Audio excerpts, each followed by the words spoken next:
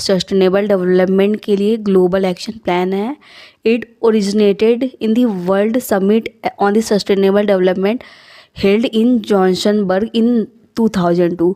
ये गलत हो जाएगा क्योंकि ये हमने 1992 में ये अडॉप्ट किया हुआ था, अगर जब मैं बता रही थी। और सस्टेनेबल डेवलपमेंट है क्या, इसके अंदर टोटल 17 पॉइंट्स थे। 17 पॉइंट्स में क्या क्या चीज़ें आ रही थी ये हमने पहले डिस्कस किया हुआ है।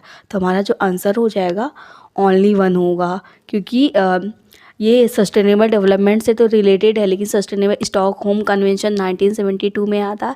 उसके 20वीं एनिवर्सरी पे यानी 1992 में अर्थ समिट हुआ था।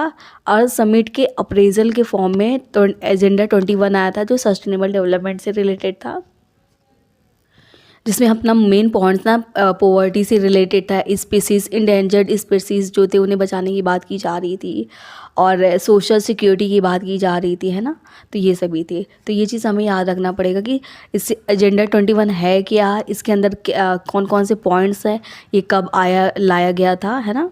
तो ये देखो, इसका मैं एक्सप्लेनेशन भी पढ़ देती हूँ। Agenda 21 is non binding voluntary implemented action plan for of the United nation on sustainable development. तो सस्टेनेबल डेवलपमेंट से रिलेटेड पहली चीज़ हमें देखना पड़ेगा।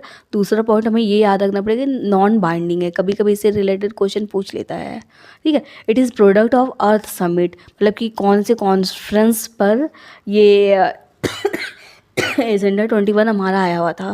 तो ये अर्थ समिट जो 1992 में हुआ था, held in Rio de Janeiro Brazil in 1992 में हेल्ड हुआ था। तो इन्होंने 2002 बोला है।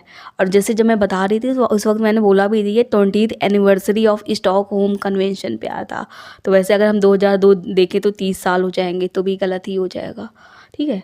और नेक्स्ट क्वेश्चन यहाँ दिया हुआ है अर्थ समिट से रिलेटेड। अर्थ समिट हुआ कहाँ था, अब देखो इससे रिलेटेड है। मतलब पहला स्टॉकहोम याद रखना 1972, 20वीं एनिवर्सरी जो थी उस पर रियो डी जेनेरियो